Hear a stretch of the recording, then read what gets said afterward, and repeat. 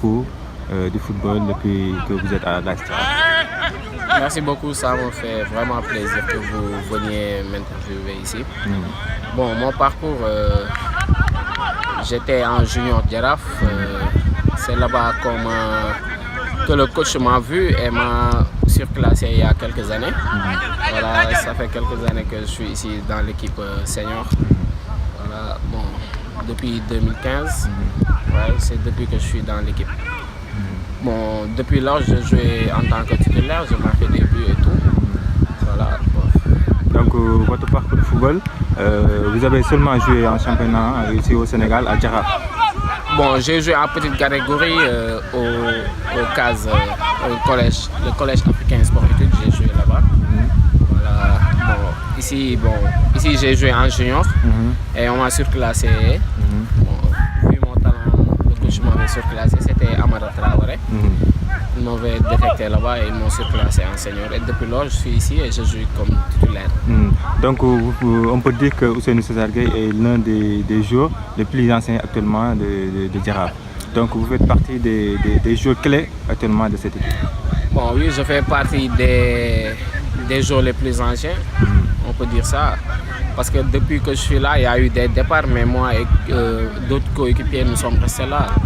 Ouais, pour les couleurs du Jaraaf que nous défendons. Donc on a vu l'AS Jaraaf cette année, il a fait des compétitions africaines dont vous avez été bien illustré là-dessus, vous avez marqué des buts. Comment vous expliquez votre parcours cette année avec Jaraaf? Bon, c'était ma première compétition africaine avec le Jaraaf. J'ai marqué 3 buts en 6 matchs là-bas. Bon, c'était une expérience inoubliable de jouer à ce niveau avec le Jaraaf. C'est dommage qu'on ne s'est pas qualifié. Peut-être une autre fois. Donc actuellement, on a vu la saison de l'AS Jaraaf cette année. C'est pas comme l'année dernière. Bien vrai que vous êtes à 11 points de Génération Foot que vous avez battu hier. Donc comment vous expliquez votre parcours cette année en championnat? C'est un peu flou.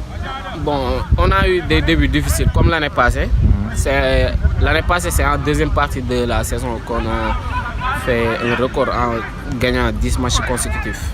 Bon, cette année, avec la compétition africaine, peut-être les joueurs n'ont pas l'habitude de jouer en Afrique et en championnat. Bon, c'était nouveau pour beaucoup de joueurs ici cette année.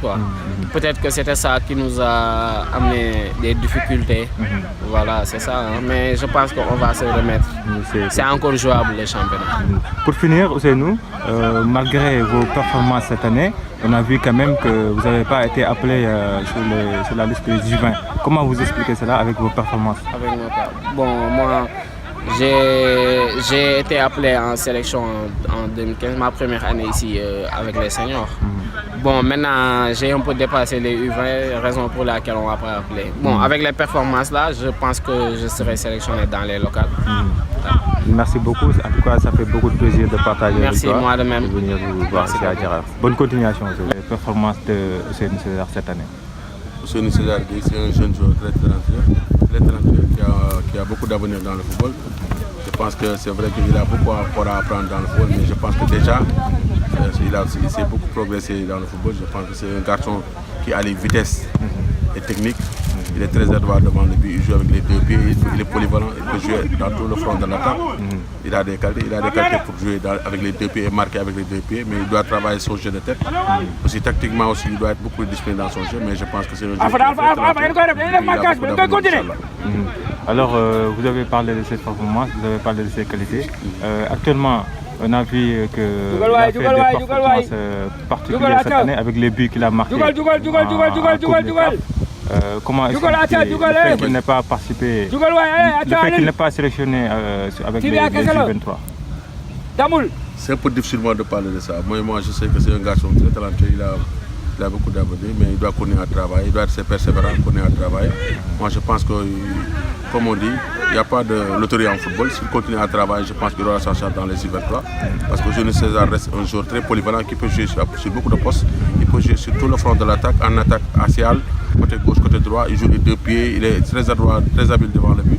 Il doit travailler surtout sur le jeu de tête, mais je pense qu'il travaille aussi sur l'aspect tactique. Mais à part ça, c'est un gosse qui est prometteur et je pense que d'ici 2 ans, on va l'entendre dans les plus grandes équipes. européenne, Inch'Allah. Pour parler de la saison de Djilaf, comment vous expliquez cette année un peu de désillusion des résultats ou bien c'est le parcours en Coupe d'Afrique qui a un peu pénalisé? C'est normal parce que ici au Sénégal on vit avec des difficultés, tu sais. Les équipes qui sont en Afrique, ils n'ont pas trop de moyens. Parfois, on enchaîne des matchs. Tu voyages le jeudi, tu joues le dimanche, tu reviens le mercredi, il y a un championnat qui t'attend. C'est pas facile avec le climat et les conditions, c'est pas facile. Mais comme on dit, rien n'est encore acquis. Il reste le championnat encore jouable. Peut-être on est à 11 points. Mais l'année passée, à cette période aussi, on était à 11 points. Je pense qu'il faut continuer à travailler, rester persévérant et puis ne pas douter de soi-même. Avoir toujours confiance en soi. C'est ça qui est le plus important. Merci beaucoup, coach. C'était On Sport Dakar. Merci beaucoup. On était ravis de vous faire la Merci, c'est gentil. Merci. Merci beaucoup. Merci beaucoup. Merci.